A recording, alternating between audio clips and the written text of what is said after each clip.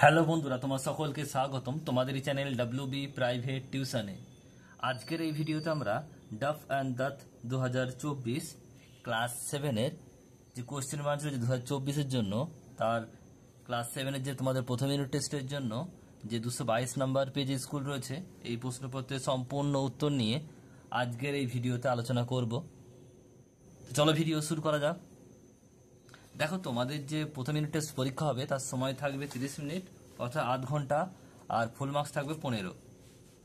তোমাদের যে reading skill, reading comprehension sheet নেওয়া হয়েছে, এটা তোমাদের যে উই আর 7 উইলিয়াম ওয়ার্ডসওয়ার্থের যে উই আর 7 কবিতা পোয়েম রয়েছে, ওখান থেকে নেওয়া হয়েছে কবিতাটি। তো দেখো, উত্তরগুলো দেখে নাও পরপর কি বলছে। এর দাগে বলছে, দেখো, টিক the correct alternatives। এক একটা বলছে those two are dead here, those two refer to। সঠিক উত্তর হবে option number B, a brother and a sister. যে দেখ প্রশ্ন, the word paradise is a synonym of the word, তাহলে কি হবে প্যারাডাইস? এর উত্তর হবে option number A, haven.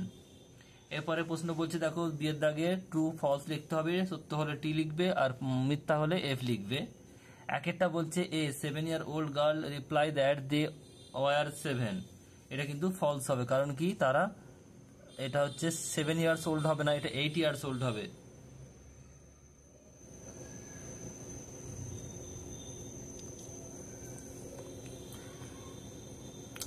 Next প্রশ্ন দেখো, পরেরটা কি বলছে, দুই একটা ট্রু ফলসের। দ্য পোয়েট কুড নট বলছে কনভিন্স দ্য গার্ল আলটিমেটলি, তাহলে এটা কি হবে? বোঝাতে পারেনি, আসলে কবি মেয়েটিকে বোঝাতে পারেনি শেষ পর্যন্ত, তাহলে এটা কি হবে? সত্য।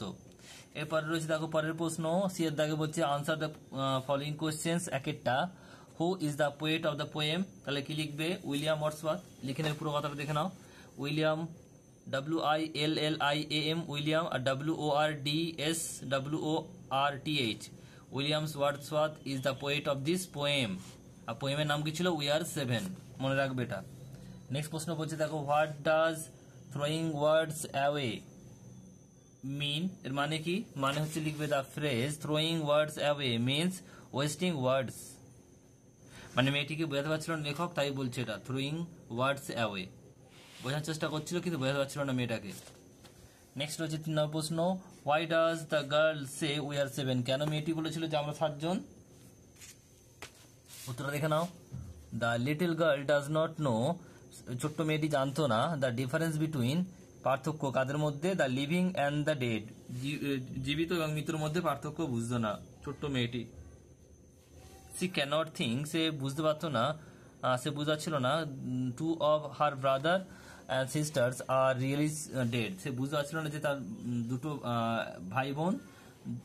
ভাই বোন সত্যি মারা গিয়েছিল। So she says that they are 7, তাই সে বলেছিল যে আমরা হচ্ছি 7 জন।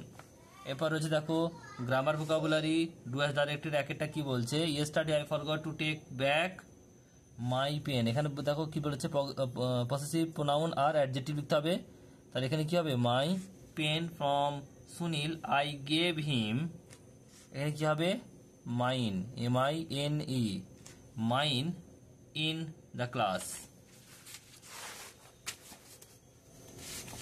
নেক্সট প্রশ্ন দেখো, পরেরটা কি বলছে? দুইটা বলছে মিস্টার ঘোষাল ইজ, এখানে বিজি রয়েছে, then Mr Das use the proper degree. দেখো, এখানে আমরা জানি কটা ডিগ্রি? মোট 3টে। একটা হচ্ছে কি প্রপার পজিটিভ ডিগ্রি, একটা হচ্ছে কি কম্পারেটিভ ডিগ্রি, একটা হচ্ছে সুপারলেটিভ ডিগ্রি। তো যখন দেখবে কোনো সেন্টেন্সে অ্যাজ আছে, অ্যাজ অ্যাজ, এটা কি হবে? এটা হবে পজিটিভ ডিগ্রি।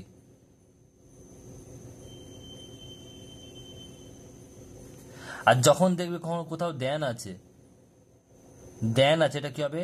Comparative degree. আর যখন দেখবে দা আছে তখন কি হবে? এটা সুপারলেটিভ ডিগ্রি। তো এখানে বুঝবে সবসময়, যখন কম্পারেটিভ ডিগ্রি হবে তখন কি করবে?